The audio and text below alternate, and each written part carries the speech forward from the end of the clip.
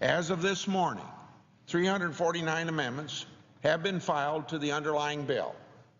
We started off the debate on the Senate floor with my amendment that would require the border to be effectively controlled for 6 months before the Secretary could process applications for registered provisional immigrant status, RPI, or in another way of saying it, legalizing those who have crossed the border without papers. Now, that's pretty darn important, because we've been told since this bill was put to the public by the Gang of Eight that we were going to secure the border. Well, we're going to secure the border after legalization, because a plan put before Congress is not securing the border.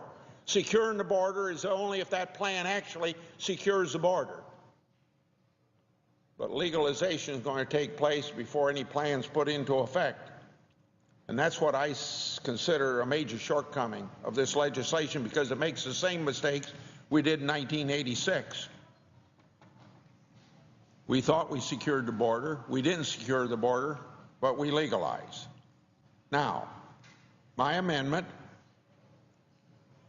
was surely feared by the other side because it would fundamentally change the bill. It wouldn't fundamentally change what the authors of the bill said, that they were going to secure the border and then legalize. But it changed what was actually in the language of the bill.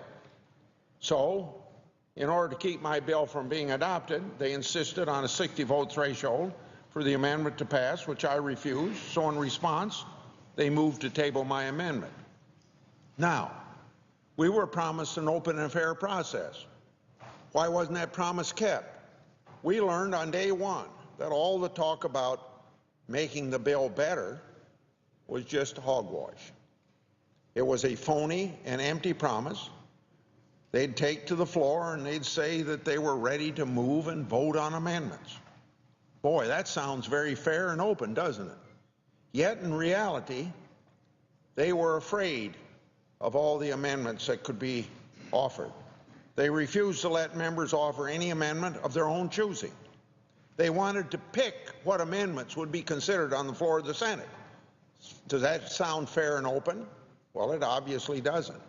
They wanted to decide who, what, when, and how it would be disposed of. That's not right.